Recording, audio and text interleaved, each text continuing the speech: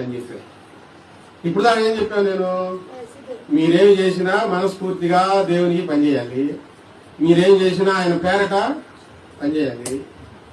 మీరేం చేసినా దేవుని నామ మహిమ కొరకు ముందుకు సాగాలి. దేవుని నామాన్ని అవమానపరిచే విధంగా మన జీవితం ఉండకూడదు. ఏ చేసినా దేవుణ్ణి మహిమపరచాలి.